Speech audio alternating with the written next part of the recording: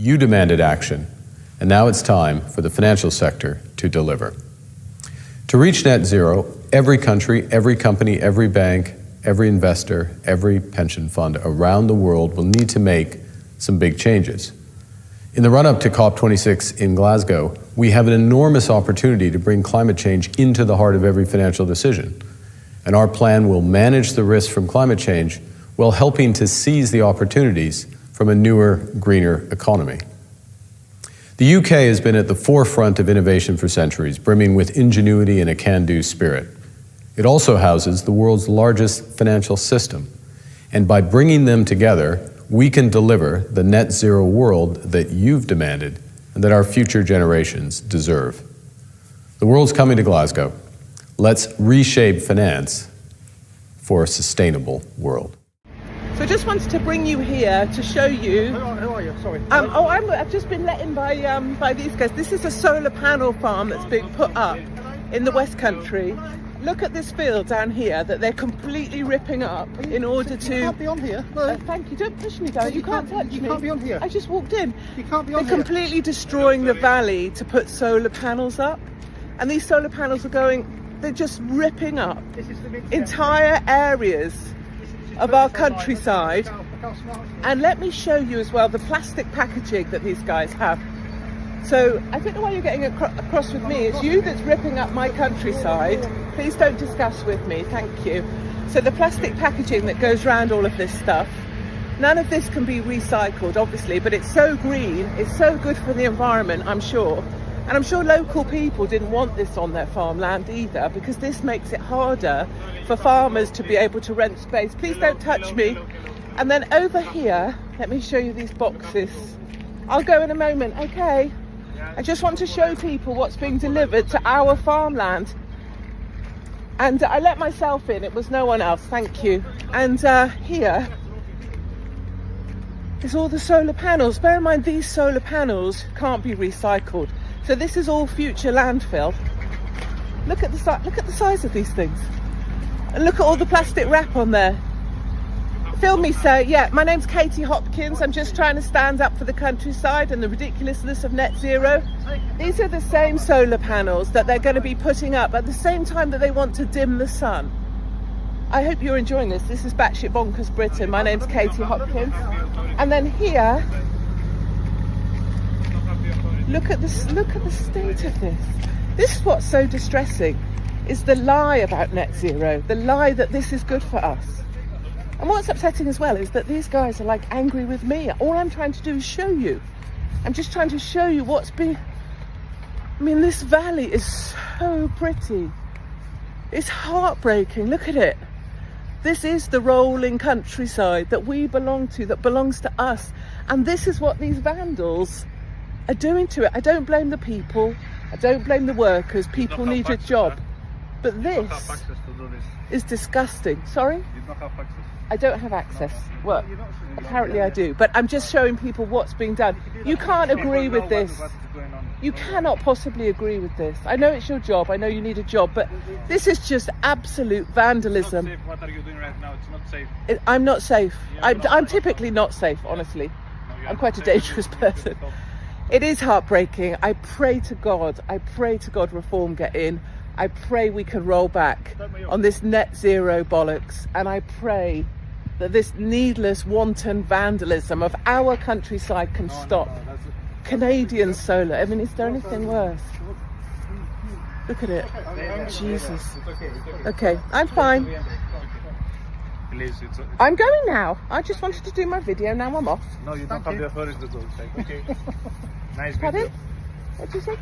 You don't have the authority to go inside the site. But it's my countryside. I do have the authority. It isn't my countryside. It's not yours, and it's certainly not Canadian solar panels.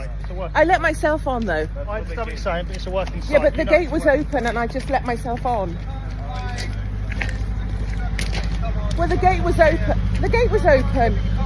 I'm just a countryside walker. You're not a countryside walker, you're a personality, and you shouldn't be on here with that or without a helmet or anything. But the gate was open. Go out. Off, please. Please. Thank you. off, please. Your gate was open. I wandered in. I would have thought with all Our you big security guard boys. was there, so you obviously just ignored him and walked on. No, no one stopped me. I've had my film going. All of you big boys here, and no one stopped me. Out. Out, please. Just go. Look at your little face. Have you got children? Yeah, I do. I can tell. It's the way I speak to my dogs as well. Well, don't maybe have your to. boys need to work on your security, but you shouldn't be vandalising. Excuse me, can you leave? Yeah, I Thank will you. leave, No, but you don't- shouldn't no, be no, we're not here to vandalising my listen to you. We're not here to countryside. listen No, to and I'm you. not talking to you. I'm talking to the 1.2 million people that follow me. But you shouldn't be vandalising the countryside. No one's listening to you. No one's listening to me. 1.2 million people do. Just checking. Thank you. You'd quite like it if I got run over, wouldn't you?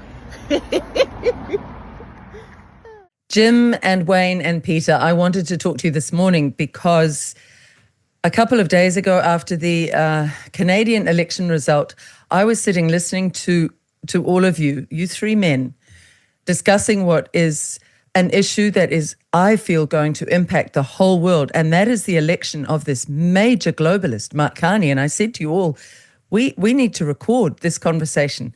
So I invited you to come on today so the world can sit up and take notice. We've just come out of a clip, Jim, where we see Mark Carney, who's a financial, some say genius, some say the very opposite of genius, but he's been embedded in the financial system of the world, talking about how net zero is now going to be pushed on the world. And there we saw Katie Hopkins, a mum like me, a parent like all of us, saying, no, this is not a good idea. This is eco-vandalism. We can't have it.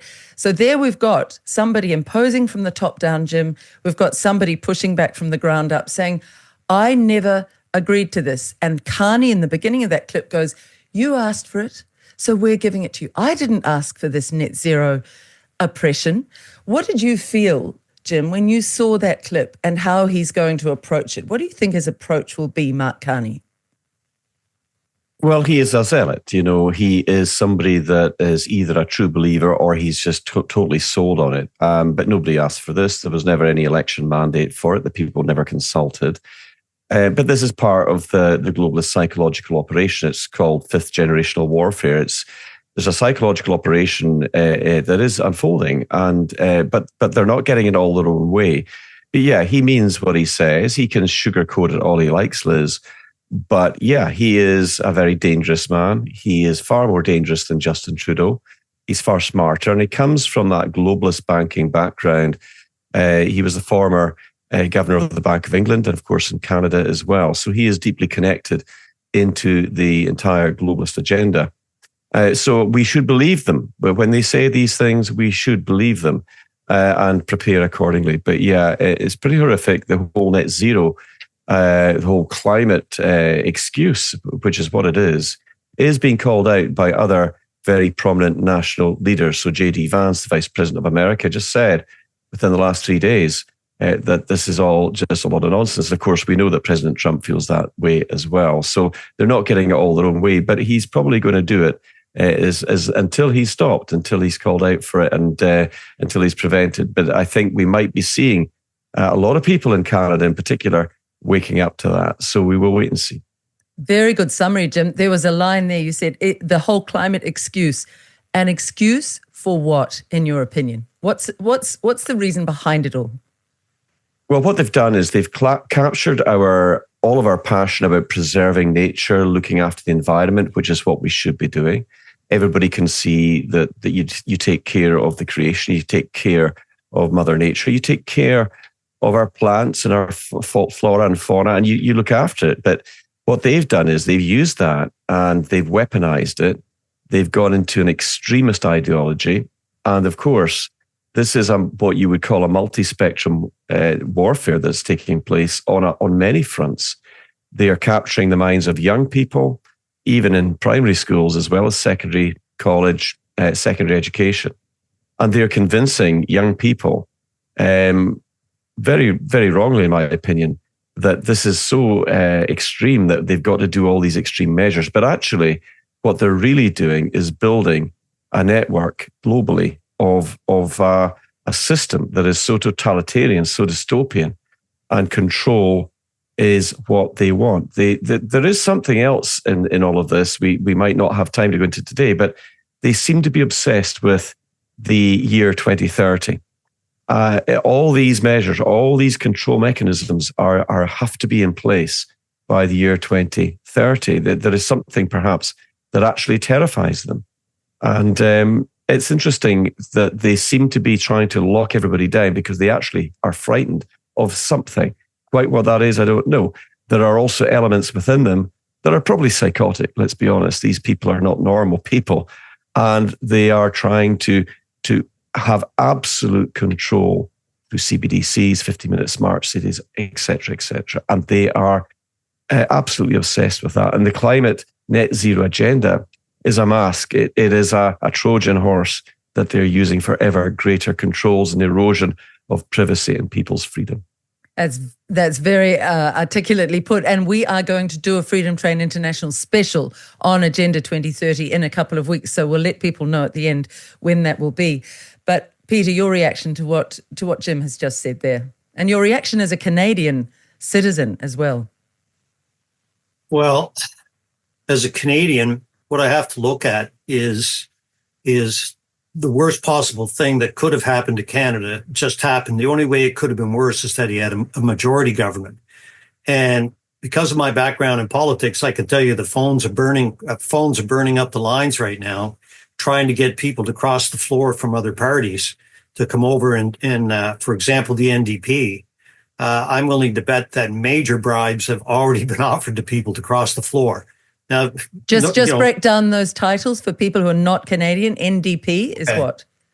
Yeah, it's National Democratic Party. It's full-on socialist group that kept the last Liberal government in power and used the amount of seats they had in Parliament to be able to actually keep the Liberals in power and use their numbers as a lever to force more socialist programs on the Canadians, and they were very successful at it. But at the same time, the head of the party, a guy named Jagmeet Singh, he was basically a traitor, and I have no idea how the man didn't end up in jail for what he did.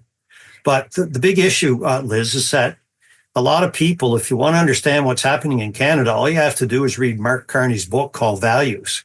And when a man writes a book, you should probably read it. It's much like if you want to understand Donald Trump, go read The Art of the Deal. You want to understand Mark Carney, go read his book called Values. Plus, he's got another book that's just about to come out. And Penguin Books made sure it didn't come out prior to the election. And I believe it's called Hinges. And everything about this man's, his raison d'etre, his entire reason for being is to bring in net zero. And what StatsCan have provided, let me back up for a second, Liz. A lot of times in government, one hand doesn't know what the other hand's doing. So while the government is beating the net zero drum, Stats Canada come out with data that said Canada's already at net zero. Not only are we at net zero, we're a major carbon sink for the rest of the world. We have 318 billion trees, according to Stats Canada data. Each tree absorbs, according to their data, 48 pounds of CO2 annually. That adds up to over 15 trillion pounds of CO2 get absorbed by Canada's forest.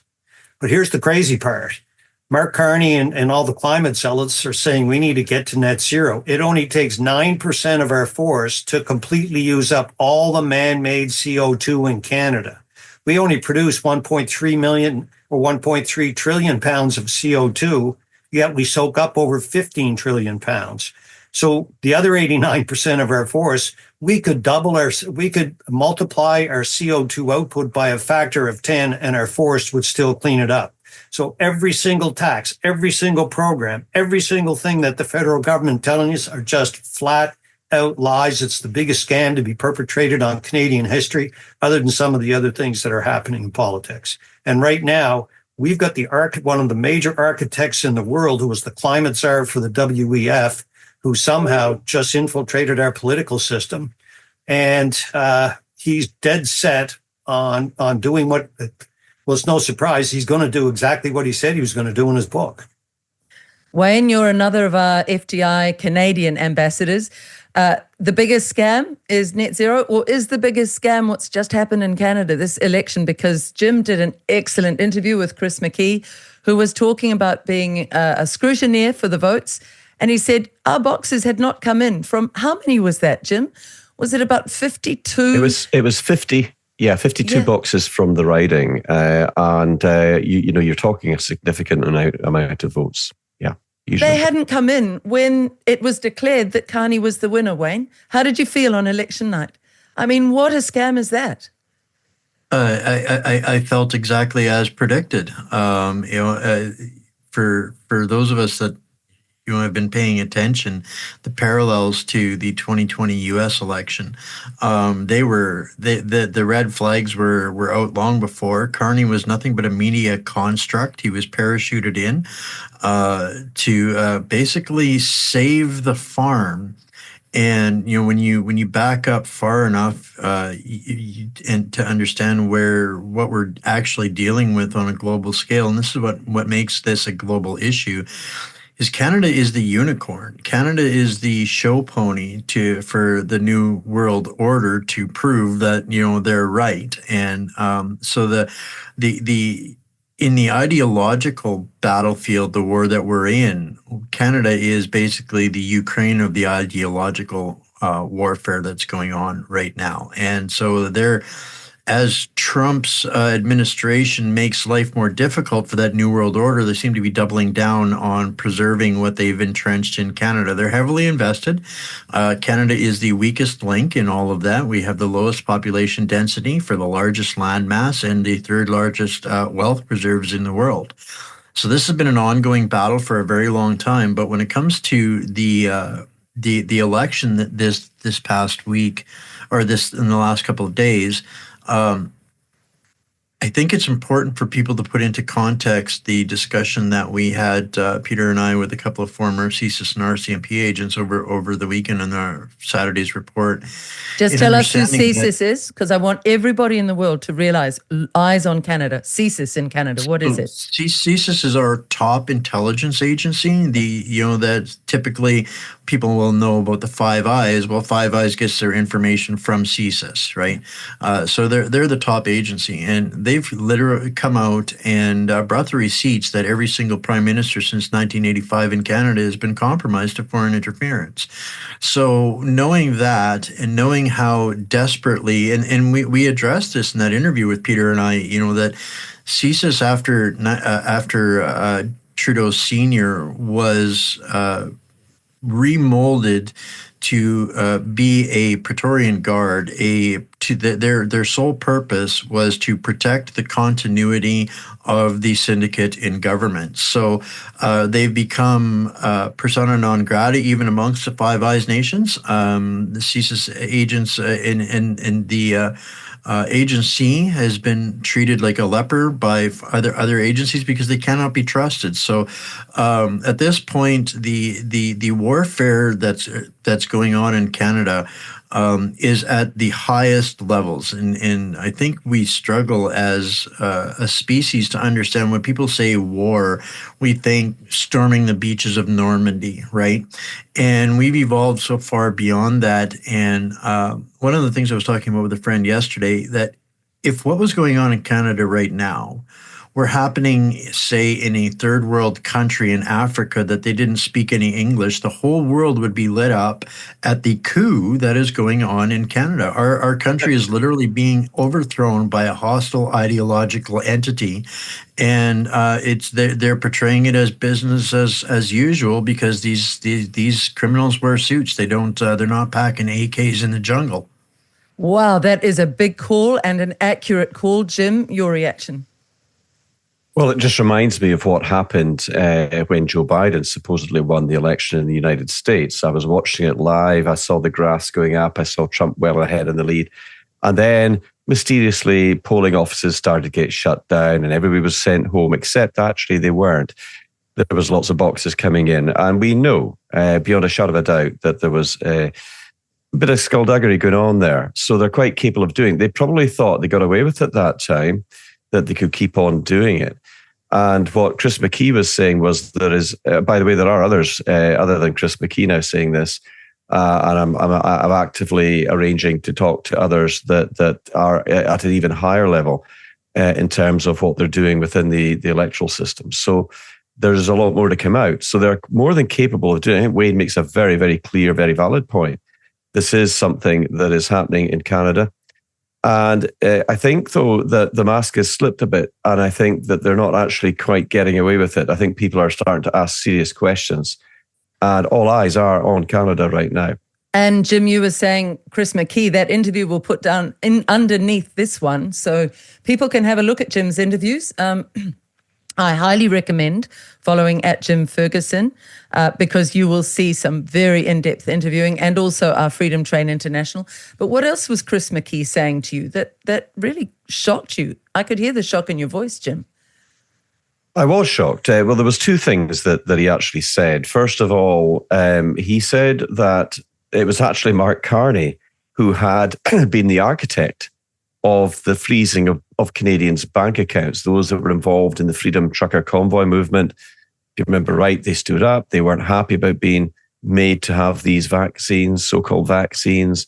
Well, apparently, according to him, the actual freezing of the bank accounts was Carney. He was involved, and he was advising Trudeau and Chrystia Freeland, his deputy, to do exactly that. So that certainly shocked me. Not entirely surprised me, but I didn't know about that.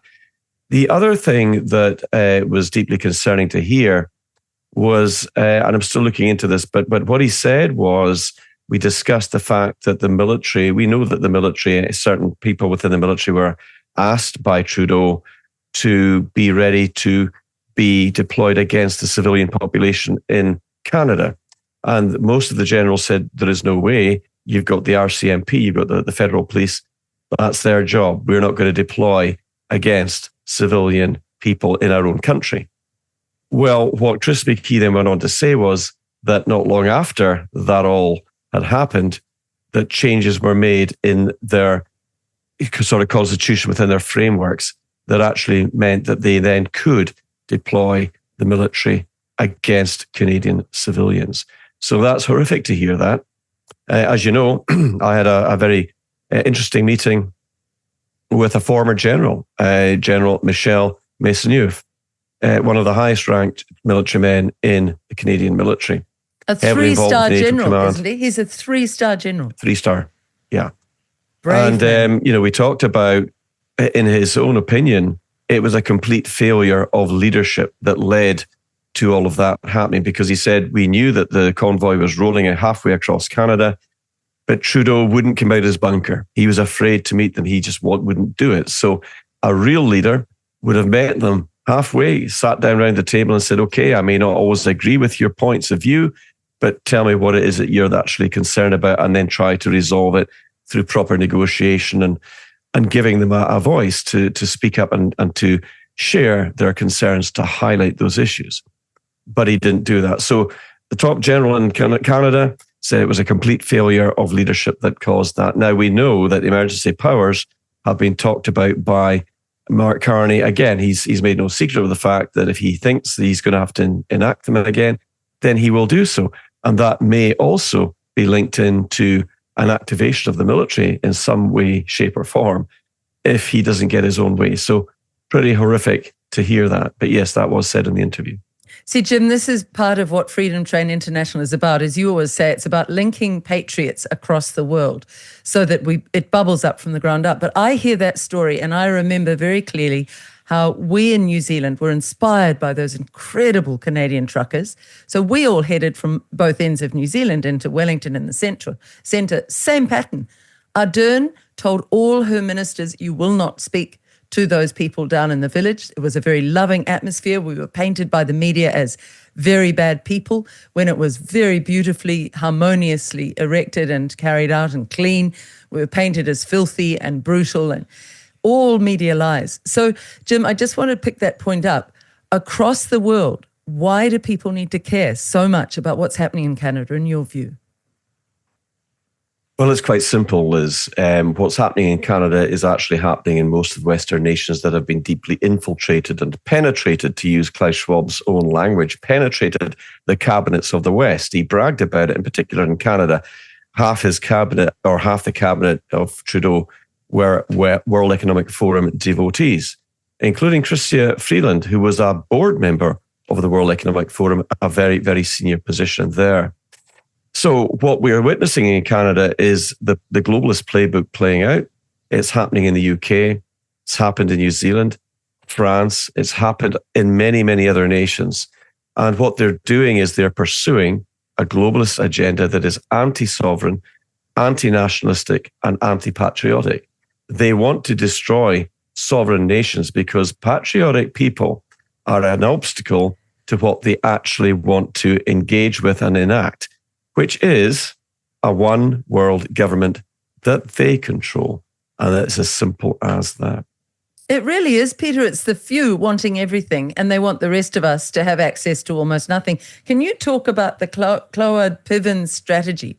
Because I know that you're very much familiar with this, Peter. And Carney's link to it, an interesting link there. Wayne's laughing because Wayne dropped a bomb on us here the other day in regards to that.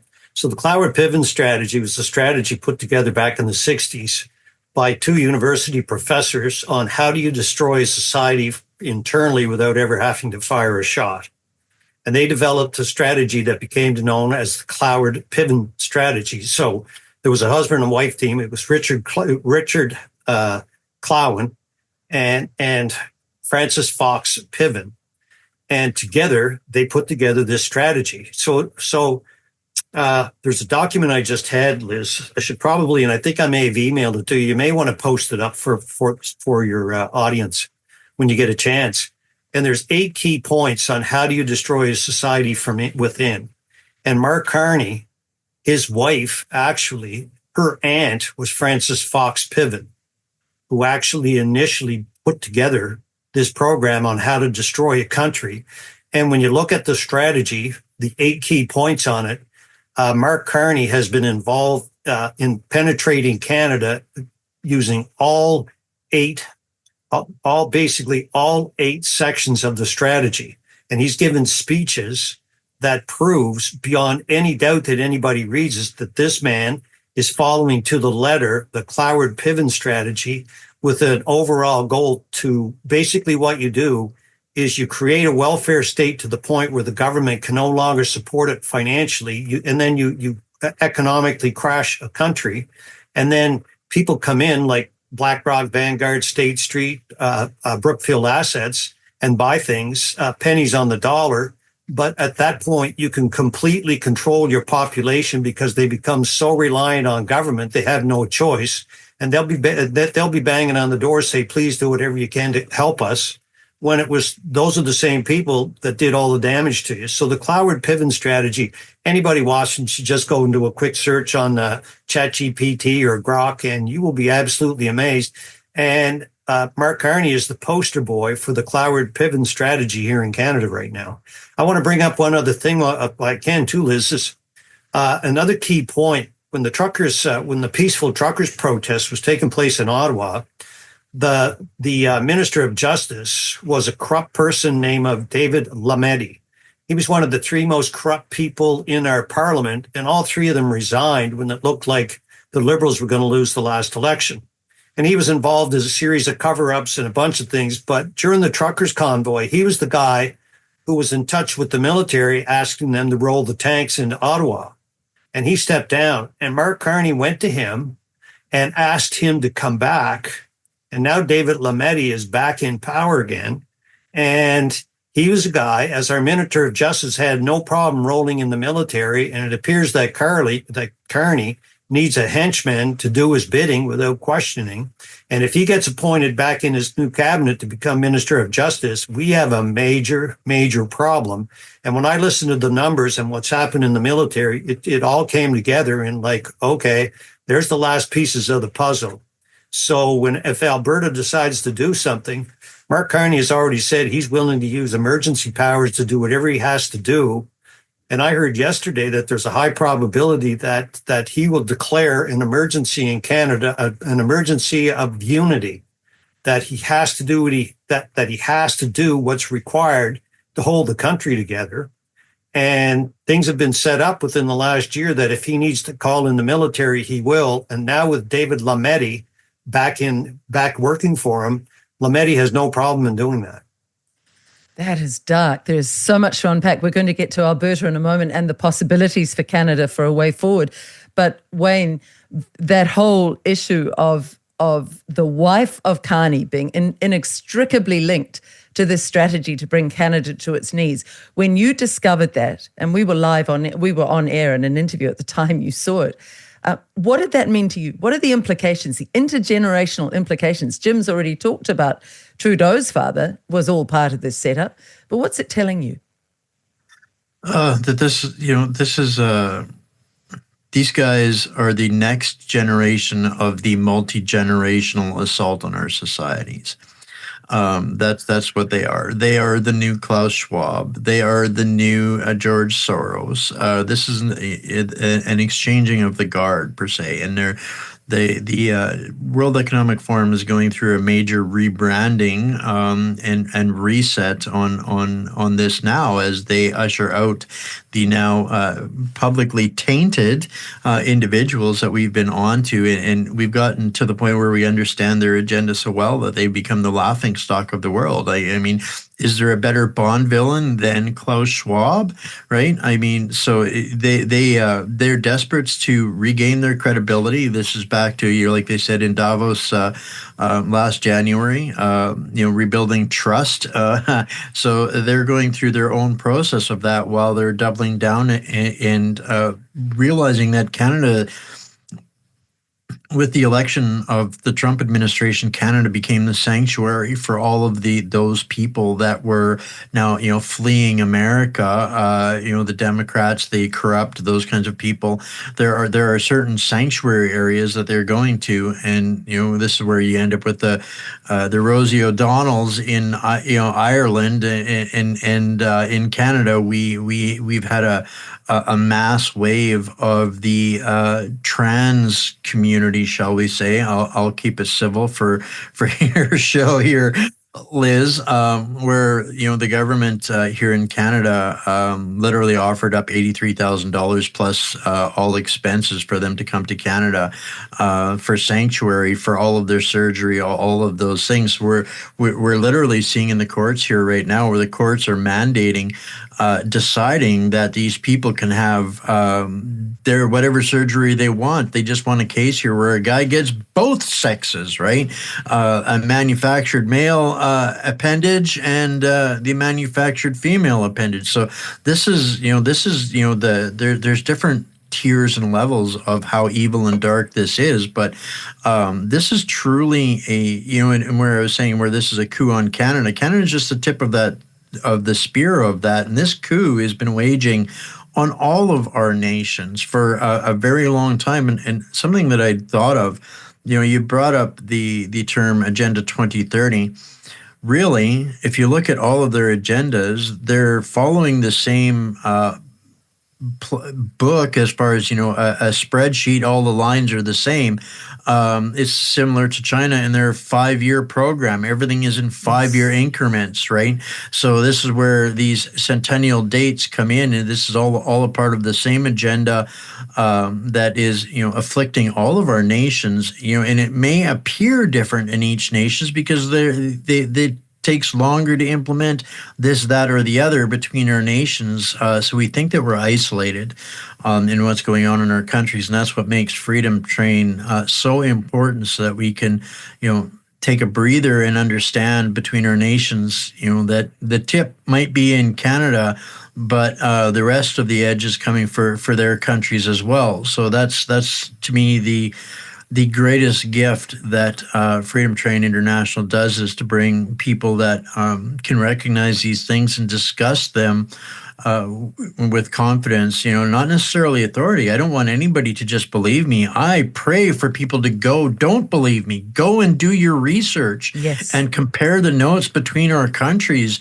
And if you're going to read Mark Carney's book, grab a blanket because your blood will run cold. Why?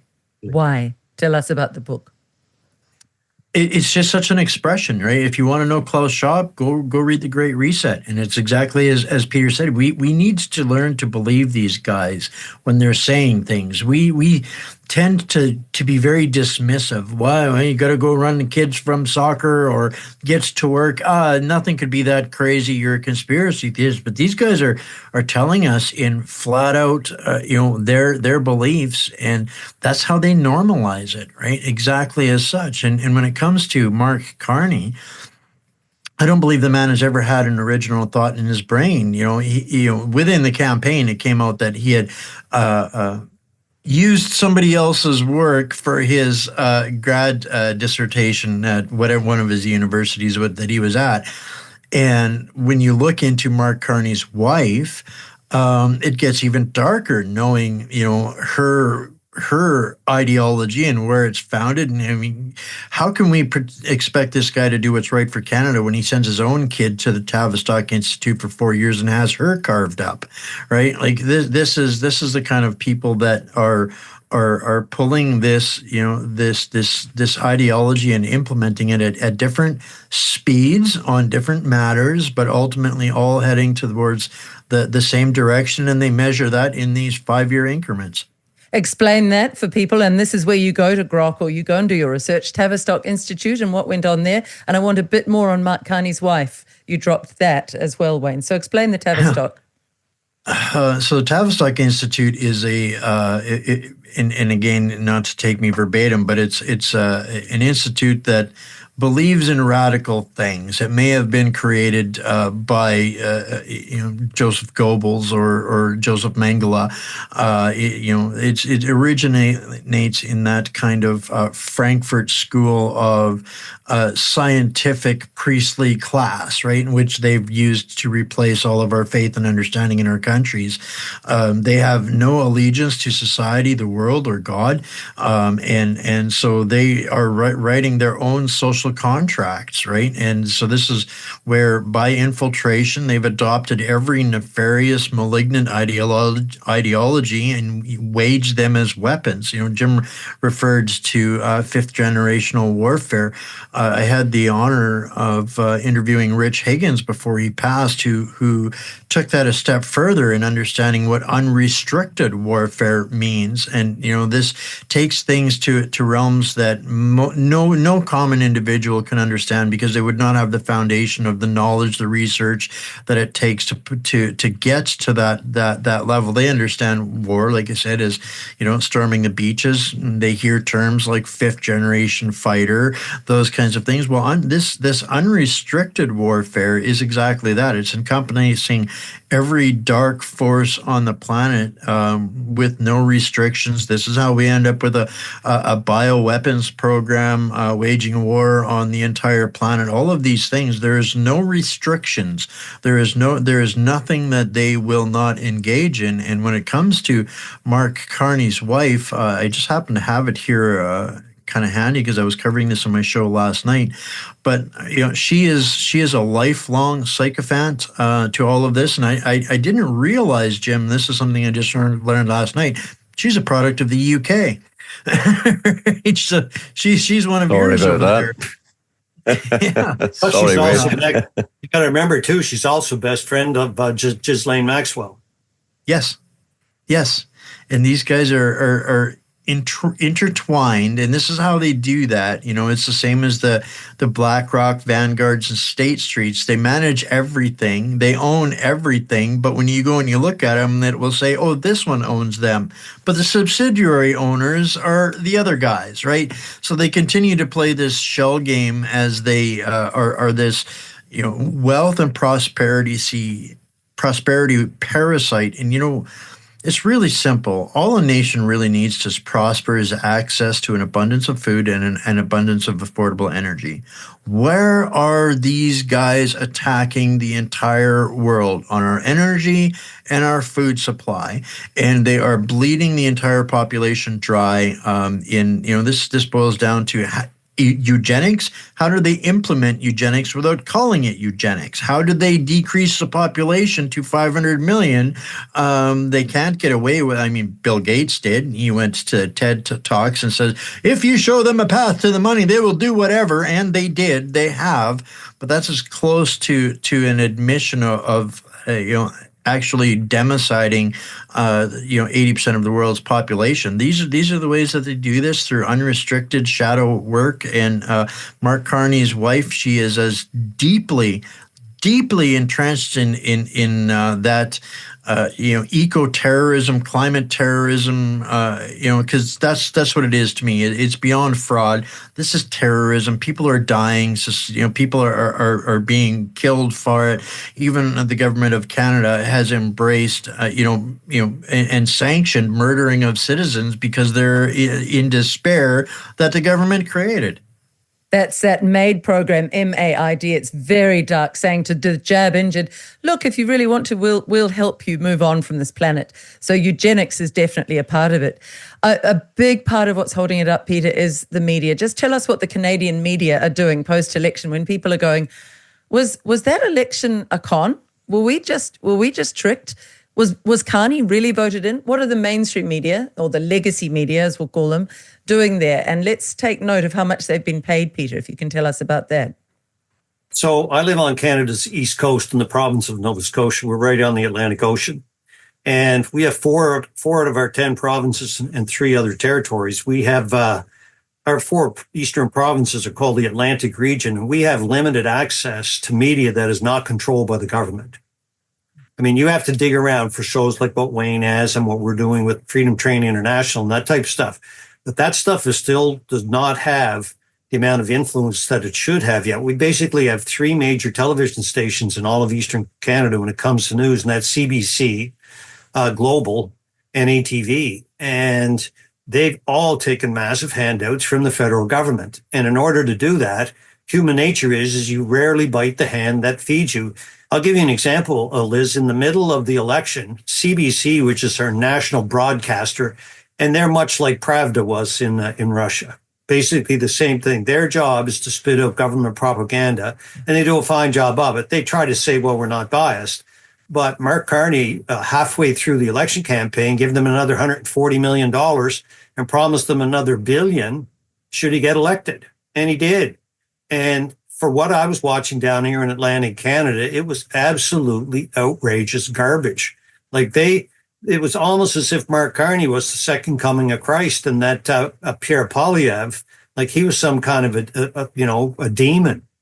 And so what happened is Carney we go back to the Tavistock Institute that Wayne was talking about. They perfected, after World War I was when they were first established, and they perfected how do you control millions of people and get them to do things that they would normally never do. And they perfected the fact that once people are afraid, you can get them to do anything. And so Mark Carney set up his campaign down here, and the press all across Canada, all the bride press, paid them. So we had an initiative down here when COVID came on. It was called the Trusted News Initiative, and they ponied up and gave these struggling networks $700 million, and they've kept them. And, these guys have been in the trough sideways ever since, Liz. So the mainstream media has a real stranglehold on a lot what's going on in Canada. But the most dangerous thing that just happened, and why Wayne and I got a tiny bit of a reprieve here in Canada, they didn't get a majority government yet. Although, like I say, they're trying to bribe people now to try to get that. But if they get a full majority government, we have some legislation that's about to be approved. It was called Bill C-63. And Bill 63 actually allows you in Canada to be charged for thought crimes. And if they deem that it's hate speech, you could end up doing life in prison because a snitch who doesn't have to be named filed a formal complaint with the federal government for up to a $20,000 reward, saying that you might say something that will hurt their feelings down the road, and you will be investigated. So Carney has an opportunity, if he can get a majority government, to completely basically wipe out and shutter all of non-mainstream media that isn't on the take in Canada. That's how serious this is. Jim, this is communism. We are talking a model of Stalin's Russia or modern day China, are we not? Well, it's a strange and interesting mix of Marxism, communism, fascism, all kind of blended into one that the World Economic Forum and the globalist elites have sort of perfected. But yes, it is dystopian, it's tyrannical. And both Wayne and Peter are absolutely right in their assessments of what they're saying. But there is a moves afoot for people to resist. I mean, one of the, I mean, you all know this as well, but of course you do because you're part of Freedom Train International. But my whole purpose of establishing an international freedom movement was actually inspired by the Canadians, by the Freedom Trucker movement. And when I went to Ottawa, I met all the leaders of that movement, from Tamara Lich to Chris Barber to Harold Juncker to all of them. A great many patriots, a great many veterans and people that were involved that stood in that principled way for freedom. So what we're doing is, our primary mission is to unite patriots around the world. But I would say to the other nations that are watching this, what's happening in Canada is almost like a blueprint, a globalist rule book that's been played out here. But I don't know that they're going to get it all their own way, because there are rumblings within certain provinces, and they're very, very serious about it. So in many ways, the election of Mark Carney could almost be seen as a catalyst for change. And they're not going to get it all their own way. Of that, I am 100% certain. And going back to what we talked about with Chris McKee and the information about Carney having been the one that was actually the one responsible for the freezing of the bank accounts, and also the changes to the laws concerning the deployment of military against civilian populations. That could happen. But I will give some reassurance to the people who are listening to this in Canada and those provinces that are starting to think about, do they really want to stay part of the Ottawa globalist control? And it's this. I've been to Canada, but I've been to America as well, not that long ago, actually. The last time I was there was only a few months ago. I was down in Washington, D.C. I spoke to senators there. In particular, one of the senators, Ron Johnson, I actually interviewed, great senator, deeply understanding of what was going on with all manner of things. But I spoke to, before I went down to Washington, D.C., in a previous occasion, I was there on a series of speaking engagements. I'd been invited over there. I was on stage. I was talking to packed out venues from North Dakota to South Dakota to Nebraska, Wyoming, Illinois, Denver, Colorado, and then ended up down in Alabama. It was a very intense 3 to 4 weeks. We drove everywhere. I wanted to drive. I wanted to see everything, passing through all the little flyover towns, all the little places that you would never see in an airplane. But it was absolutely worthwhile. But the key thing in this is that every American I spoke to, and I know there's a bit of banter goes on between the Americans and the Canadians, but actually they've got your backs. They've got your backs, and they were ready to go. And Biden, of course, when he was president, put stops to that, because there was Canadian patriots that were going to go up and join with the American patriots, rather, that were going to go up and join with the Canadian patriots. Biden put blocks on that. We're now talking about President Trump. And if there is any kind of rough treatment, shall we say, of Canadians in any province, I think you will see an immediate response. And I'm saying that with Alberta in mind. So I've been talking to a lot of people in Alberta. They're very serious. We, as Wayne and Peter know, Daniel Smith, the Premier there, it's a provincial government, has changed some of the rules to make a referendum a lot easier, a lot faster. And I think that that is the direction of travel. Now, I believe that they're very, very serious about it. If they break away from Ottawa control, then they're taking the wealth of their province with them. And they are one of the most, and Wayne and I did a fantastic interview together about this. We broke it all down. And they are a very wealthy province. Now, if the Carney regime thinks that he can enact emergency powers and bully the people of Alberta, well, he maybe thinks that. But there are 5 million people in Alberta that are incredibly patriotic. They are first and foremost Albertans. And interestingly enough, the history of Alberta, it has got very strong connections to the United States, because a lot of the people that settled there, the farmers, the traditional conservatives, those that believe in freedom and faith and family, which is an antithesis to what Carney is all about with the woke, the trans, the far left extremism. They don't like it. So if Carney was to deploy any kind of force, whether it's through police, protective units, or the military, I think you would find an immediate response from President Trump. I think you might even see a military response from President Trump. And if that happens, I think you're also going to see other provinces turn against Ottawa. So I know that Saskatchewan is closely aligned with Alberta. And we know that Quebec is also, and about 2 or 3 decades ago, they came very close to actually breaking free and declaring independence as well. They hung on to Quebec by a thread. So it's a very tenuous situation in Canada. The other thing that might be happening over the course of the next few weeks and months as all this rolls out is that people in other parts of Canada might be feeling very uncomfortable with Bill C-63, as the Wayne and Peter have said. They might be gravitating to the likes of Alberta as a place of safety. So there are all sorts of things to watch, but I don't think Carney is going to get it all his own way. And I would say all eyes on Canada, but all eyes most definitely on Alberta. It's hugely crucial, Wayne, isn't it? Right on the border of America. America surely is not going to let China take over Canada. So I want you here to address China's influence there and then pick up on Jim's points about Alberta. Just give people a bit more background there, Wayne. There's a lot of history that goes in there, but and people that don't understand Canada's history makes it a little harder for them to understand. My secret weapon is I'm an Albertan, and that's something that the East fears. I say that with a hint of humor, but the reality is that. Even my own platform here in Canada, the work that I did in 2020, 2021, and 2022 was kind of the impetus for them to implement Bill C-11, C-18, the censorship, because they were losing control of the narrative. Because at that point, me and my little platform was reaching more Canadians than our entire state legacy media outfits were, and so.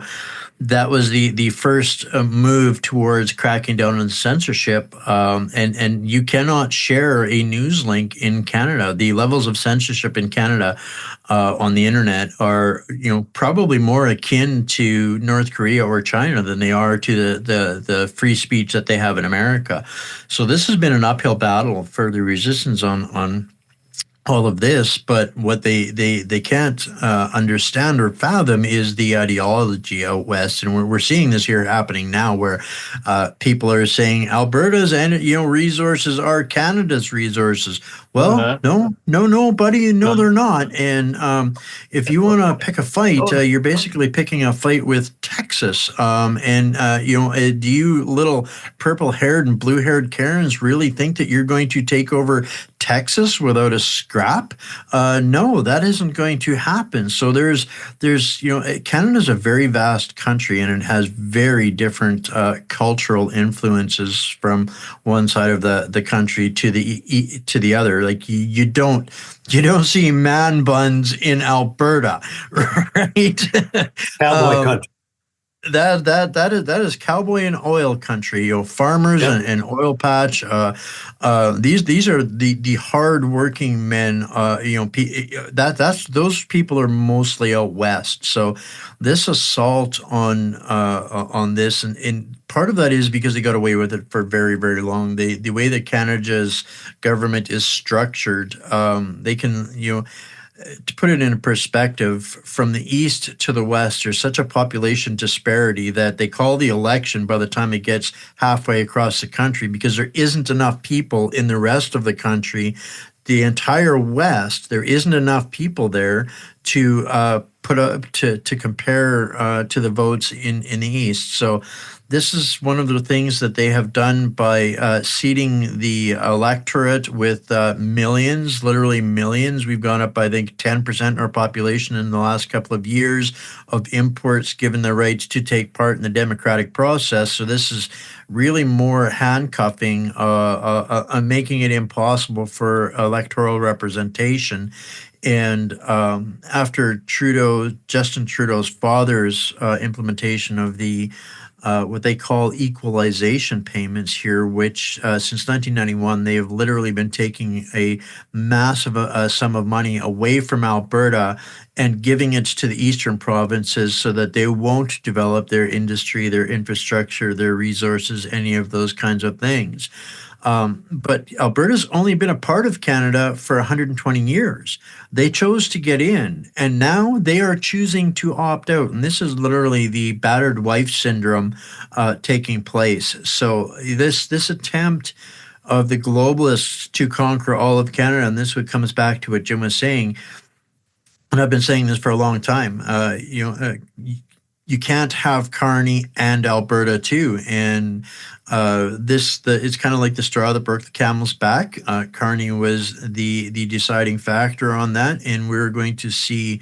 Canada's never going to be the same again. Canada died, as the world knows it, on April 28th, 2025, because there is no coming back from the balkanization of Canada at this point. So now it's literally a race between the provinces and territories to establish their own national form of government, because as we know, Canada, it has collapsed, it is gone, and so we're seeing this push towards independence, and I think America is looking on and watching this, and there's really not much they can do about that. These are the rights of the territories and the provinces, but what's going to make the biggest impact is when America acknowledges their rights to do these things. Then they become untouchable. And this is the panic point. I expect we're going to see Carney and his Liberals, as Peter said, declare a unity crisis and implement emergency measures so that they can try to, by force, prevent some of this from happening. So things are going to de-escalate pretty quickly here. Or escalate pretty quickly. Jim, this is huge, the balkanization. So it becomes like the Balkan area where it's just a whole lot of individual states, really, and the unity of Canada has gone. Would you back up that call? Do you agree with that, Jim, that it's died? Carney and the globalists are killing it. Yeah. I mean, Wayne's on the money, and I was reminded. I was just listening to Wayne. I was reminded the last time I was there was I don't know, about 5 or 6 months ago, and I went there once again. I was there on a series of speaking engagements. Got invited over, and I was in Vancouver, Calgary, and Winnipeg with Professor Marius Desmet and Dr. Brian Ardis from Louisiana. So the three of us were delivering our speeches. We were supporting each other. We were like the Three Musketeers. We got to know each other very well. I had met Matthias prior to that in Geneva. But, one of the things that became clear when the last time I was there was when I went down to, because I extended my stay actually twice because there was so much to do and so many things I wanted to see and people that wanted to meet me. So I ended up going down in a convoy to Niagara Falls, to the Rainbow Bridge, with a lot of Canadian patriots. The flags were going, the horns were honking. It was a great experience. By the way, Jim, it's not the Rainbow Bridge because it's anything to do with trans. Just tell people what the Rainbow Bridge is. What is the Rainbow Bridge? No, it's just a wonderful. It's the Canadian-US border and where the Niagara Falls are. Yeah, it's nothing to do with weird stuff. It's the light in the water of the Niagara Falls. Yeah, exactly. That's exactly it. Yeah. As the sun shines, you see this beautiful, it's a really beautiful place. And that was the first time I'd been there. But when we got there, and I saw the American patriots coming up. So there was a large contingent of American patriots that came up to meet the Canadian patriots. And that's what I mean. America and Canada have a bit of banter, and Americans are different from Canadians. Absolutely.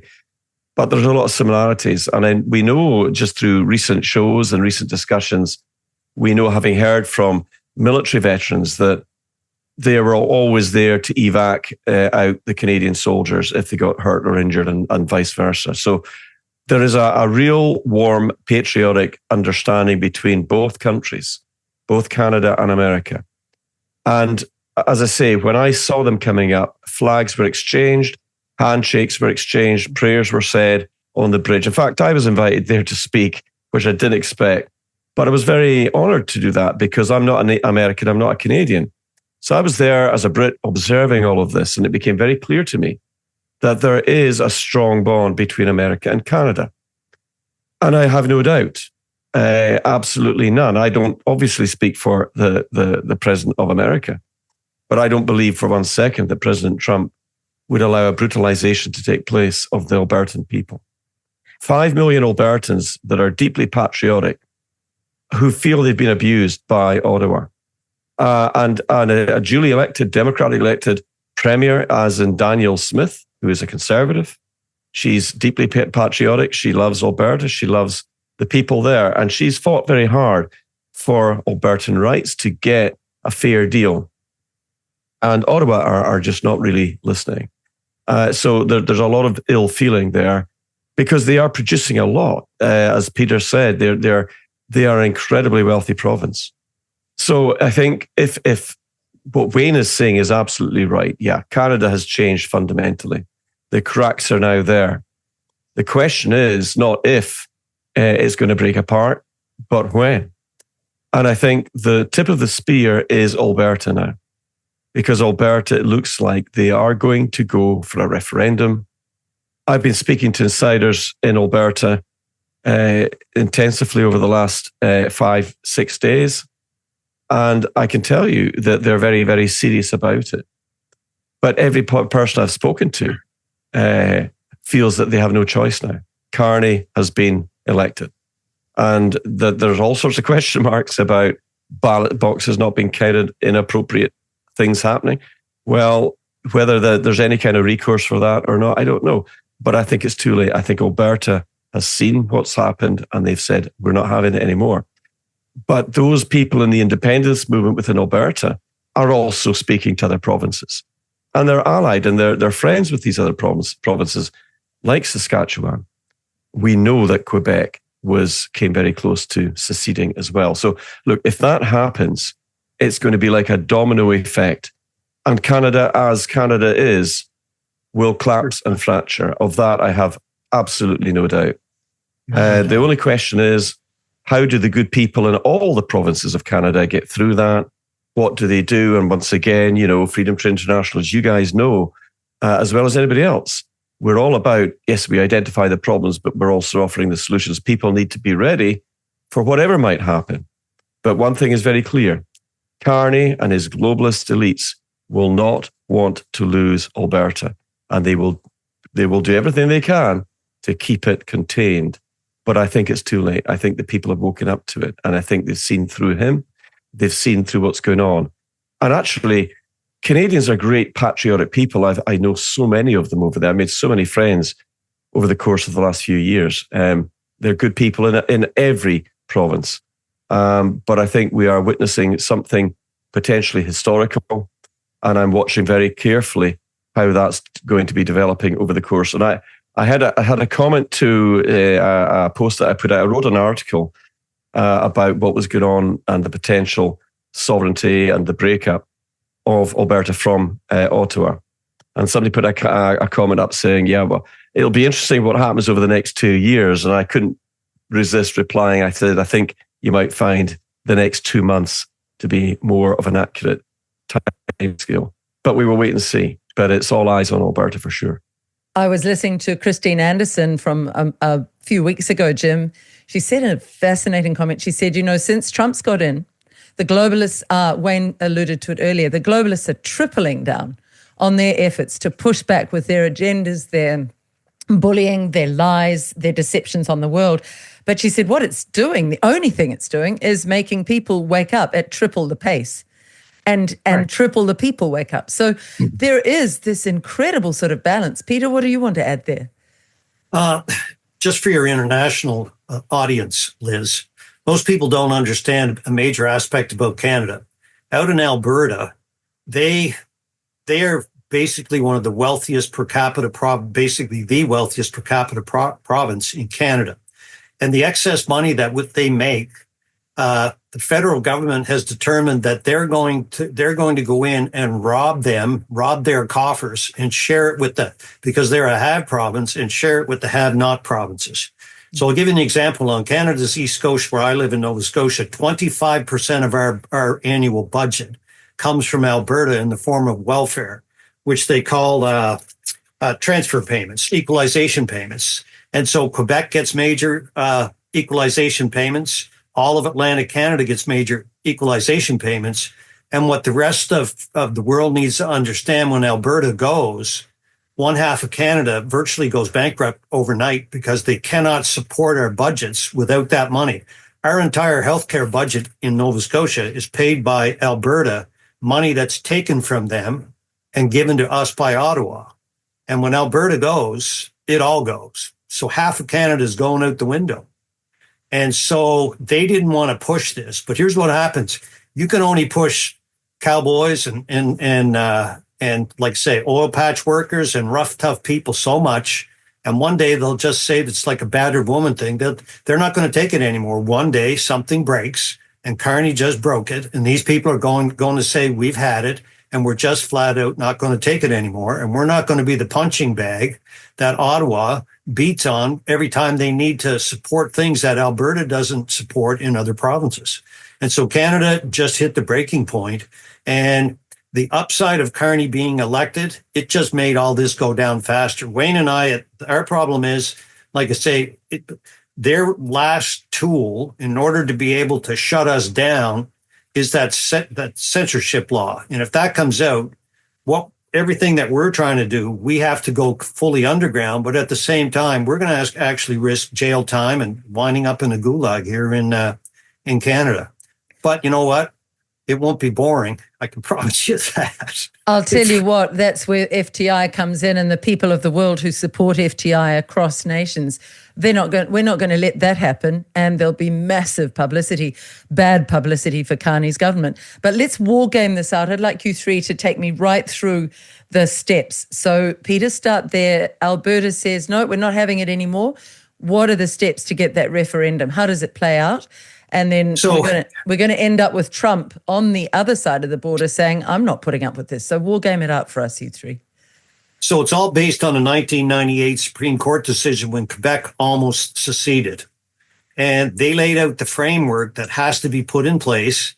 And what it does is it allows a well-coordinated referendum to be held in Alberta. And Danielle Smith, the current premier, just changed the legislation to drop the amount of signatures that are required for a highly coordinated referendum down to only 10% of, they need, I think, 177,000 votes to force a referendum. And it has to be very detailed. It was laid out in that 1998 court decision. And then all the other provinces, even though like the great majority of Canadians thinks, well, you're going to need the approval, it needs a constitutional change, and the other provinces are going to have to go along.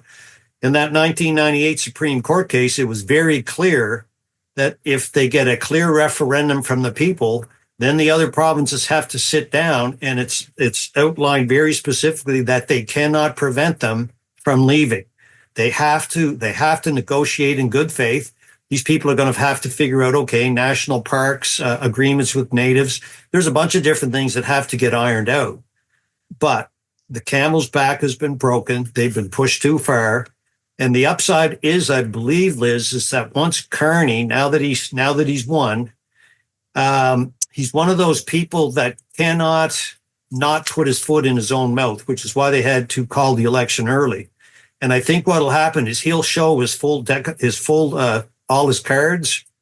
And as the people who voted for him realized what actually happened and how they were conned and how badly we were scammed, not only will Alberta be turning against him, but a lot of the people that actually believed what he had to say are going to realize when the price of fuel goes back up and we all start paying with, higher grocery bills and costs of living, it won't be just Alberta that turns on them. I think it may be from coast to coast. The problem is there's going to be a lot of wreckage, and I really don't see there's going to be no easy path forward, but there's a very straight, clear path forward.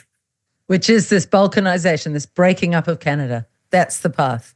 I don't, and Wayne may disagree with me, but I don't see, as long as the Liberals are in power, I don't see an alternative. I don't think it's possible either way. whether it was liberals or conservatives at this point. Yeah, it doesn't matter Too much anymore. damage has been done. Yeah. And when you look at, just to add a couple of numbers for context to what Peter was saying, it's somewhere in the neighborhood of 560 to $700 billion that's been taken from the Alberta people and distributed to these other provinces.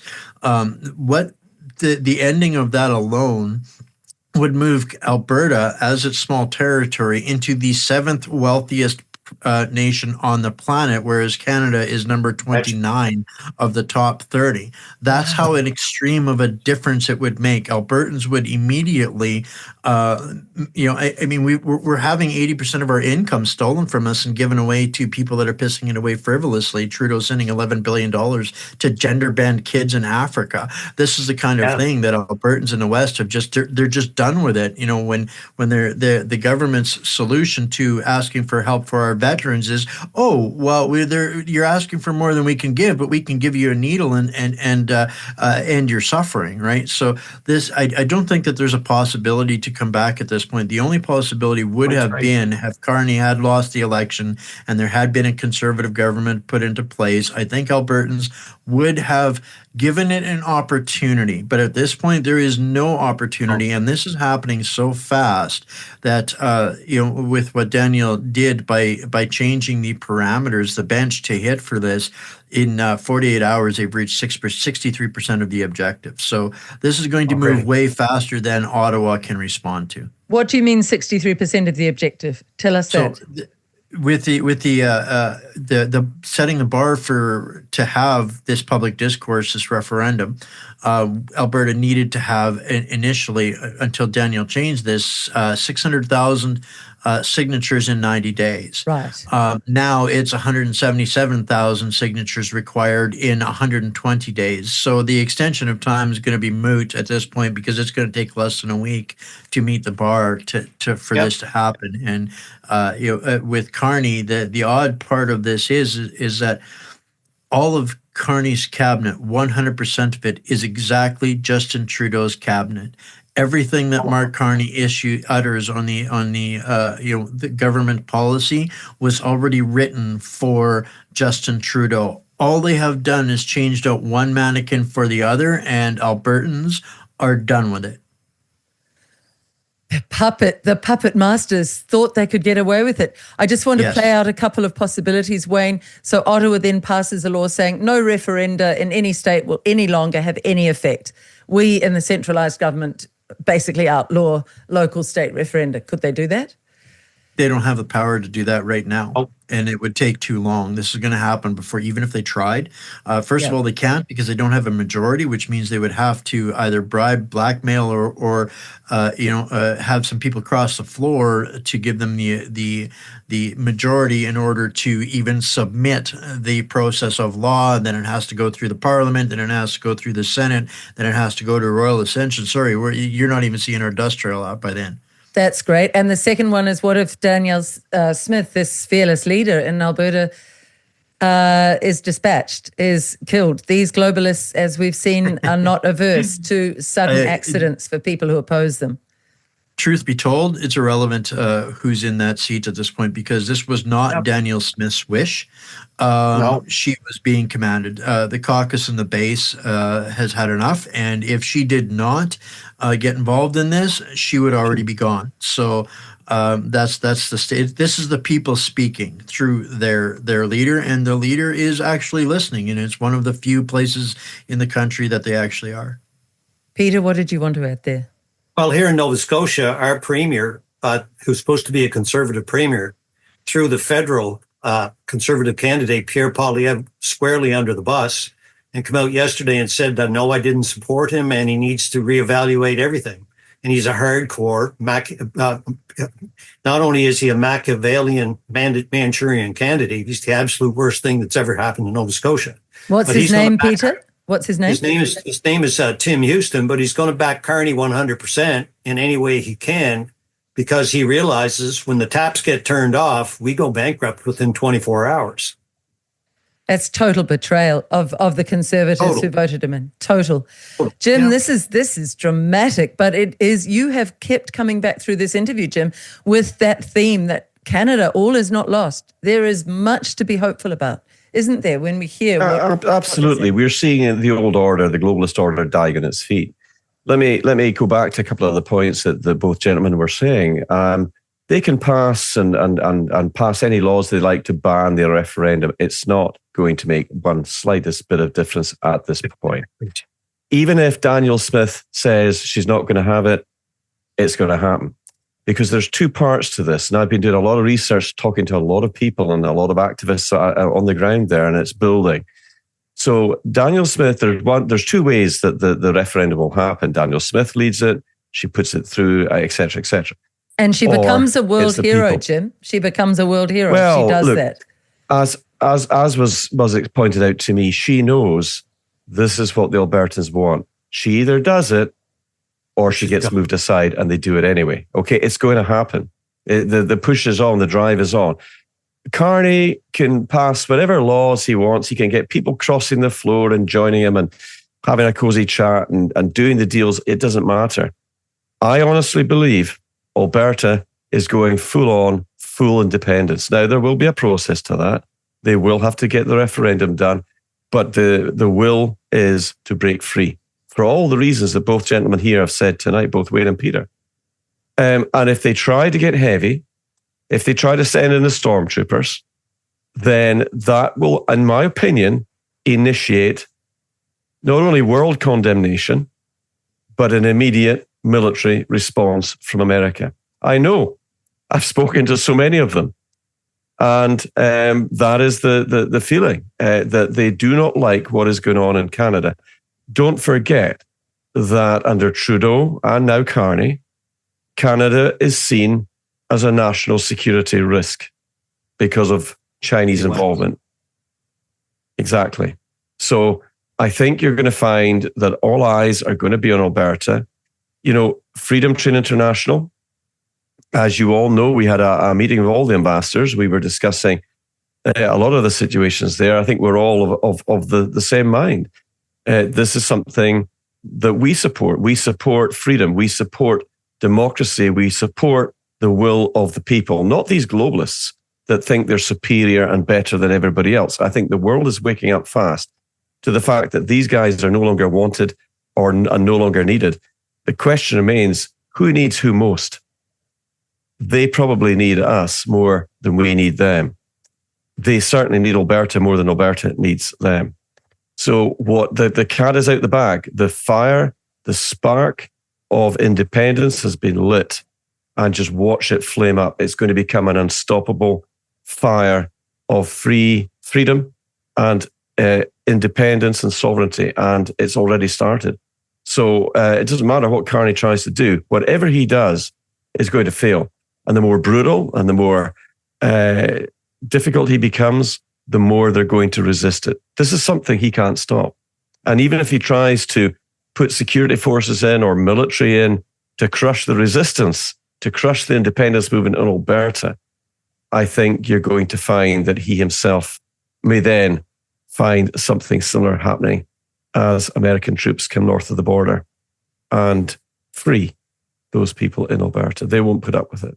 I know that the American people won't. And interestingly enough, I just so happened to be having a very anticipated conversation with General Mike Flynn in a few days' time. And General Mike Flynn, for those that don't know, is a highly respected American general, retired now, and also former head of the DIA, the Defense Intelligence Agency. And I'm sure he'll have some thoughts on all the things that are developing here as well. So that's one to watch out for. It would be fascinating too, Jim, for you to put him together with the 3-star general from Canada, Maisonneuve. That would be incredible. And also, I suspect they probably know each other. I suspect they do. But it'd be a fascinating public talk because the two of them are showing up as fearless former leaders. And also, Jim, I want to bring in here that we did a Freedom Train International special in which we called out to retired generals, retired police. How can we get the people who are currently serving to see that we're approaching a Berlin Wall moment? And by that, I mean, there will be a moment in this battle, in this war, in this undeclared war on the people of the world, where the actual people who are implementing these terrible globalist strategies put down the guns, put down the weapons, put down the badges in the police and say, sorry, I'm not putting in globalist strategies anymore. I'm not going to enforce them. I'm standing with the people of the world. And at that point, it doesn't matter what the globalists pass in their legislation. Nobody's there to enforce it. It's done. The war is over at that moment, isn't it, Jim? Yes, and both Wayne and Peter spoke to senior Canadian Secret Intelligence officers and RCMP.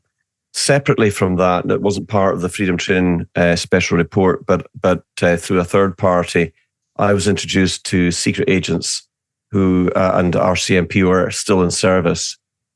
And I spoke to them, and some of them came on and did an interview with me to talk about, and they were very senior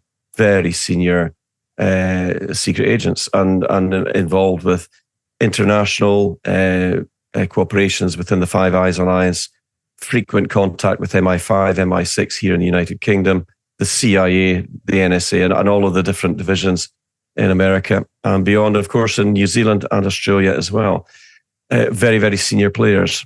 And what they were saying was that there's a lot of people that don't agree with the direction of travel. So when you see military and police, and especially highly respected military and police, saying, that the direction of travel is not right, that's when there could be a sea change, because if the security forces do not support this globalist agenda, well, frankly, they've got no way of enforcing it. And if they try to enforce their will on the people of Alberta, it will backfire spectacularly. And don't forget that there is a police force in Alberta who are Albertan people, who are part of the countryside, part of the urban demographics there, who feel just as passionate about Alberta breaking free from everywhere else. So the Albertan civilian population are not on their own. There are police there that would stand with them. Can you imagine a situation for Carney, the impossible situation of him sending security forces in to try and crush the rising in Alberta?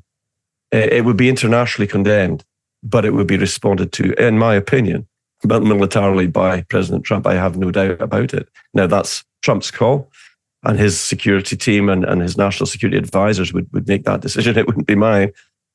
If it was my decision, I think you probably know what would happen, but I can't see him allowing that to happen. It would be, I just can't see him allowing it to happen. So either way, Alberta, in my opinion, if they decide to, and it's up to the Albertan people, of course, not up to us, but if they decide that they want to go and become an independent province or become a state or an independent region or country, whatever way you want to call it, they will do so. And I don't think anything will stop them from doing it. In fact, I think they'll have a lot of international support, not just from this organization and our organization, but from many, many other nations who are as patriotic and care about sovereignty as we do. I'll tell you, Jim, as a woman, I felt like cheering when Wayne was talking before, creating the image of these men in Canada who are standing up, who are in Alberta, and saying, we're not taking it anymore. I think as a woman, I've been looking for that from our men of the world for the last 5 years, and I think it's really starting to happen. Before we finish, we are in the closing stages of this really important discussion, and I hope everybody around the world watching realizes how crucial Canada is to the future direction for the lives of us and of our children. So I just need to address, Peter, with you, the influence of China currently in Canada, and the possibility of China supporting the globalists, because it seems as if there's some alliance between the UN and the Marxist communist agenda and the WEF agendas with this horrendous oppression that's happening in China with the CBDC and the digital identity and the suppression and silencing of the people of China. So tell us about China's influence, and are you worried about that? Are you factoring that in to any kind of pushback from the globalists, Peter? And then you, Wayne. I just watched an interview of a Chinese person, and he was gobsmacked. He couldn't figure out why Canada just elected a Chinese government. We had one of the top people in CSIS, our spy agency, that we had on last Saturday night with Freedom Train International. And he used to be the head of CSIS for Asia Pacific. And we had 338 members of parliament. And he indicated at the time that over 50 of those 338 or basically what most people around the world would consider to be traitors, because they are under direct influence of foreign countries. And one of the largest influencers is actually the Communist Chinese Party. And, we even had a person, one Communist Chinese Party person who was running, he actually tried to have an opponent arrested and said, look, if you'll turn him over to I believe it was the Chinese government, that you can get $1 million in, or whatever it was, the Chinese bounty on him. And Mark Carney said, not a problem, just a little lapse in judgment. We don't mind any of that. And, once the RCMP started to investigate, he had to step down. So to wrap it all up and make it short, Liz, the amount of Chinese influence in Canada is staggering. Here at Elections Nova Scotia, in our province, 2 of the top 3 positions held inside Elections Nova Scotia are now run by Chinese. Our chief financial officer and our head of IT are Chinese. You can't make this stuff up. And so it's the same thing all across Canada. And we have a spectacular reporter in Canada named Sam Cooper, who really knows how to dig. And he's uncovered more Chinese influence, and not only that, influence from organized crime and the fentanyl cartels that goes right up into Parliament, right up into the Liberal Party. So it's not just Chinese; it's organized crime. There's a whole series of things, and you got to remember these 2 guys we had on. They're at the very upper echelons of what's going on, and they've got an upcoming book on it. And these guys aren't afraid to speak up. They're kind of like Wayne and I in our age bracket here, where we've got grandkids and kids, and this is not a fight. This is not so much a fight for us. It's a fight for them. So that's what we're up against. And who are the 2 guys you're talking about? Sam Cooper? Was that one of them? No, one of them was Michelle Junu Katsuya. Oh, yes. This is on the Freedom Train International Special. Yeah, We'll put that underneath this. Yes. Yeah, and the other person was Gary Clement, and he spent his last 4 years of his 30-year career in the RCMP as the head of the Proceeds of Crime Division. Very, very influential, very well-accomplished people who both actually had spent part of their working career over in Asia. And they come back and said Canadians are woefully undereducated on the amount of Chinese influence here in Canada. It's dramatic. I will put that Freedom Train International special underneath this interview, and I recommend everybody watching it. It's really enlightening. That was an important interview. Peter, before we go to Wayne, you also mentioned to me the other day that there has been an unusual amount of migrant influence in the Canadian election, and we don't really have time to dig deep, but let's allude to it here. So it started back when Trudeau first got in power, and we started to take on mass immigration. The long-term plan was to bring in as many immigrants as possible and put them in what was formerly swing ridings. For example, a riding that you could never know whether it was going to go Liberal or Conservative. So they packed those ridings with immigrants who always feel grateful to whoever allowed them in. And basically what you get is generational supply of permanent Liberal voters. And in this last election, in the areas the bulk of the immigrants have moved into up in central Canada, they just voted 80% Liberal. So the plan worked and continues to work. And therein lies a warning to the United Kingdom, to Ireland, to New Zealand, Australia. It's happening everywhere. Wayne, just you to finish on China, and then I want from each of you a positive note to go out from this discussion to the people watching. But Chinese influence from your perspective, Wayne? That was one of the... I'm going to refer back to the interview that we had the fortune of doing on Saturday again, but most people would probably be surprised to know that we have an Islamic caucus within our government here in Canada. These are elected representatives that represent Islam within the government of Canada. The same thing has been happening at various levels with the Chinese influence. If I'm not mistaken, it's a private Chinese firm that manages our Canadian border and security agencies. Trudeau was busy selling off our natural resources.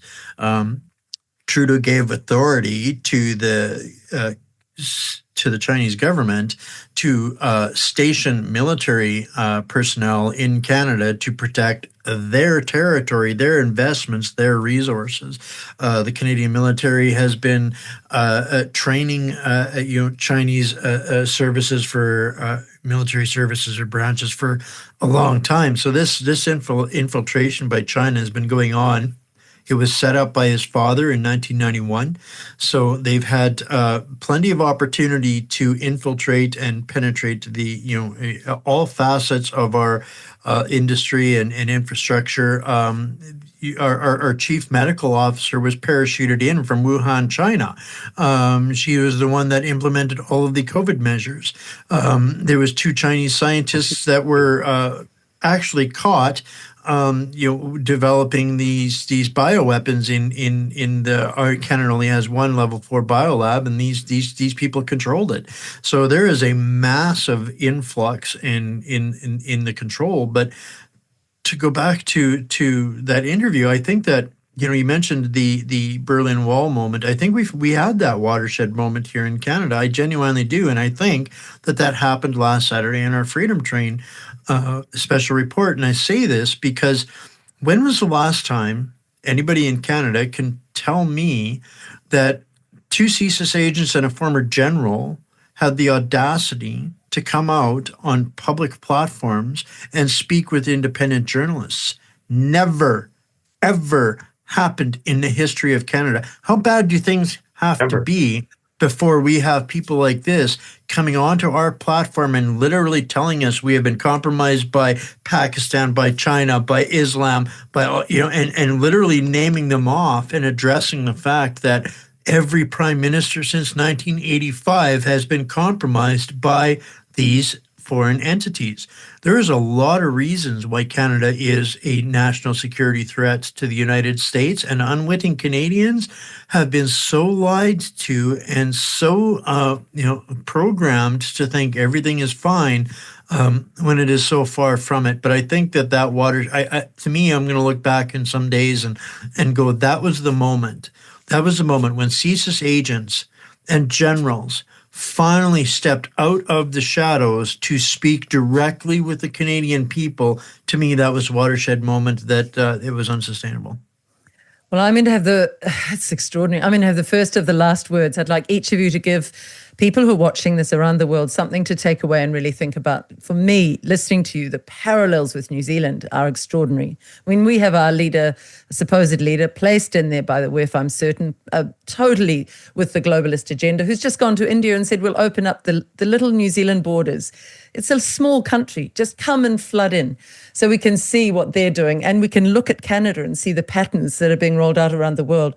But the inspiration from hearing you 3 men talk also about the hope, about the plan forward for Alberta, about the men standing up in parts of Canada, as a woman, has really filled me with a joy I can't quite name. Out of the jaws of disaster, real triumph can be wrestled in Canada, and Canada could lead the world to a far better place. Wayne, I'd like your message to the people to finish this off. Keep it real short for you, Liz. Everybody needs to remember, you were born free the minute you drew your first breath. And we should never, ever acquiesce or surrender a moment of that.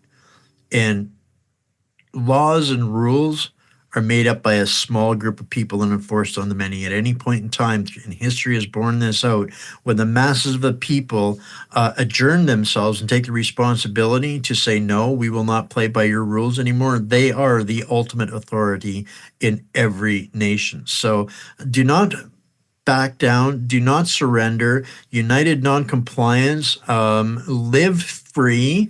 It's not necessarily the easiest path to it, but it's the only path to it. If we refuse to live under the tyranny, then the only thing left is violence. And I'll tell you what, they lose bigly that way too, because we outnumber them so massively. We are the 99%. So remember, you're free.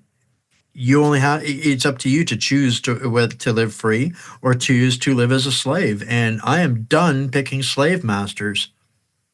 Love that. As you say, Wayne, it's revolution or it's renaissance. And I think there could be renaissance. Peter, your final message today. My dad always said to me, we're going to be dead a lot longer than we're alive. And I'm on the downhill slide. And I've got grandchildren and children.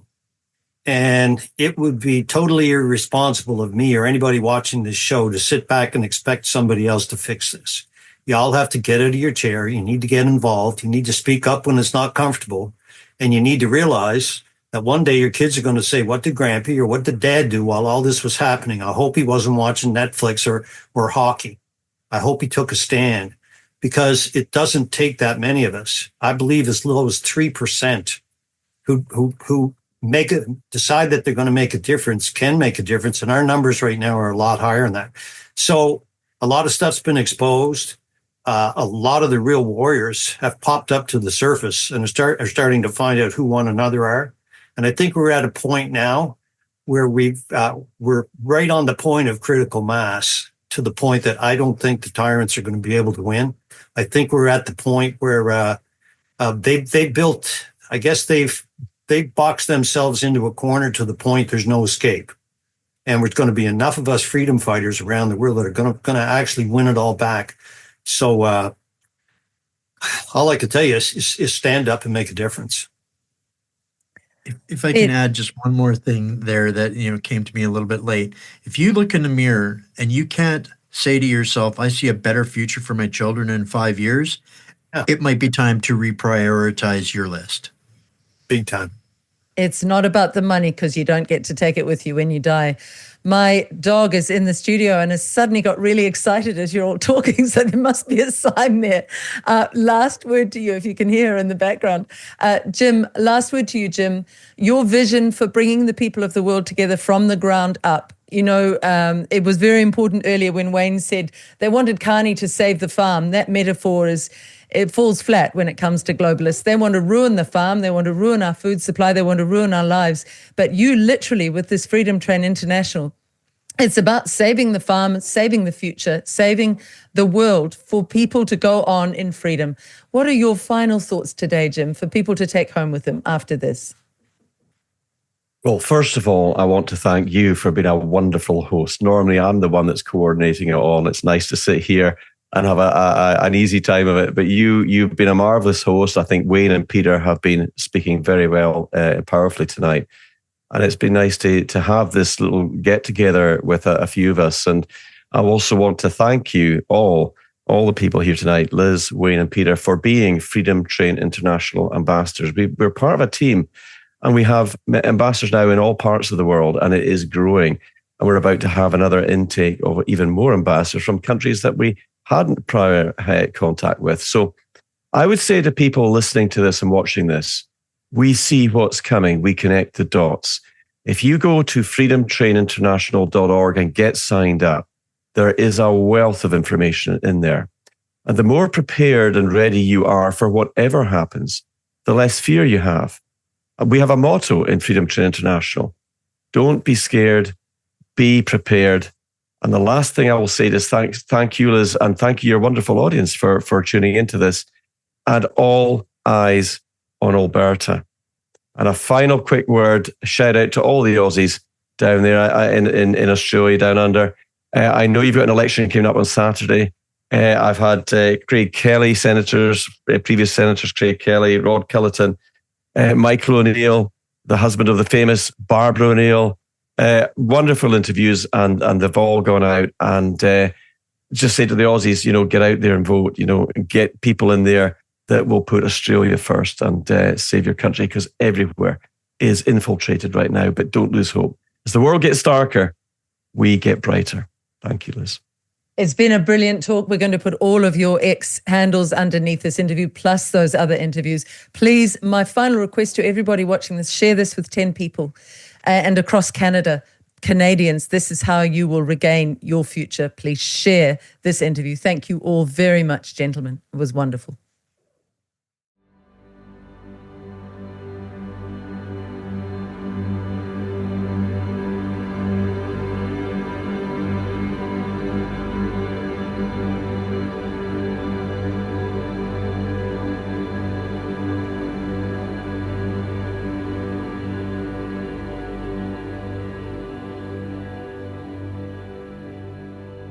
Five years ago, the entire nation, near the entire world, was put under lockdown.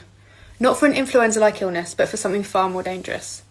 We did live through a pandemic, yes, but not for a virus. This was a pandemic of media manipulation, government propaganda, corporate cooperation, and psychological warfare on humanity. And now, 5 years on, we have to ask, what have we actually learned from that? What I have learned is that they hold total control. That they can rewrite the rules of society overnight based on emergency powers that were never legally binding, yet still somehow dictated every aspect of our lives. This wasn't about public health. This was a global obedience test, a live experiment to see how quickly they could get people to comply, how easily neighbours could be turned against each other, and how rapidly fear could be weaponised into control. We saw friends reporting each other for breaking rules that changed by the week. We watched as key workers were exolated while others were shamed or discarded entirely. They restructured society into tiers of importance. They elevated some, silenced others, and broke apart the very fabric of community. They purposely divided us, masked versus unmasked, jabbed versus unjabbed, compliant versus defiant. While they preached about unity, they embedded division into every single thing that they did. And in the background, they passed protest laws that stripped away our fundamental human rights. They didn't just remove freedoms, they acted as though we had to earn them back. Every rule they introduced was just another move in a prolonged psychological game of gaslighting and coercion. Anyone who's ever been in some kind of controlling or abusive relationship noticed this very early on. They played the public like puppets. Eat out to help out 1 minute, locked inside again the next. Go out, spend money, support the economy, only to then be blamed for the next wave and punished with tighter restrictions. It wasn't public safety, it was a 3-year training programme in emotional abuse and compliance. All the while, real lives were being lost in the most horrific, inhumane ways. People died alone in hospitals without the comfort of final goodbyes. Family members were denied the right to sit beside their dying loved ones. Care homes were locked down like prisons. And behind the scenes, the government authorised blanket do not resuscitate orders without consent of family members, without discussion, sentencing tens of thousands of elderly people to death, for no reason, whilst adding those on to COVID numbers. Midazolam was pushed into the care system in bulk. Midazolam is a powerful sedative used to hasten the end. And those deaths were also added straight to the COVID death count. They murdered our elderly while we were told to protect the NHS, protect Granny, was ingrained in us by every system and the entire system that was being used to implement silent euthanasia. And while all this was happening, they did exactly what they liked. They had parties, they flew around the world, they sat shoulder to shoulder at wine and cheese gatherings. They laughed in our faces while we were told to stand on our doorsteps and clap. Behind the scenes, they handed out billion-pound contracts to their friends and donors. They made themselves richer than ever. Here's a fact for you. The largest surge in people becoming billionaires in UK history happened during the COVID years. Why do you think that is? While small businesses were shut down, families relied on food banks and mental health spiralled out of control, the elite class doubled their profits. They dangled their bounce-back loans in front of struggling business owners, knowing full well the repayment terms and interest rates would destroy them later. It wasn't support, it was bait. And as per usual, the banks cleaned up. Those contracts, many were awarded to companies with zero experience, just the right political connections. PPE deals worth millions vanished into thin air. Some of the kit never arrived, some of it was unusable, but the money was spent and no one was held accountable even to this day. They got away with daylight robbery. While the rest of the country struggled to breathe under the weight of restrictions, Test and Trace cost £37 billion of taxpayers' money, only to merely exist 3 years later. This was nothing short of money laundering. Then, let's not forget the damage done to our children, the most innocent victims of all. 2 years of stolen education, playground tape, Zoom classrooms, fear isolation, confusion, a spiking young mental health crisis, a rise in self-harm, suicide and eating disorders. They say it was for their safety, but nothing about that was safe. It was trauma inflicted by policy. This wasn't just incompetence, this was narcissistic, state-sanctioned abuse. It was calculated, it was deliberate, it was control. It was murder and genocide. We must not forget, we must not move on like they want us to. We must not let them rewrite the narrative, because next time, and there will be a next time, they'll be faster, more efficient and more ruthless. Let this be the lesson. Your government cannot be trusted. They will never be for the people. They will always be for themselves. They will use your empathy against you. They will use fear to control you. And they will smile while they do it. Never forget what they did and never forgive.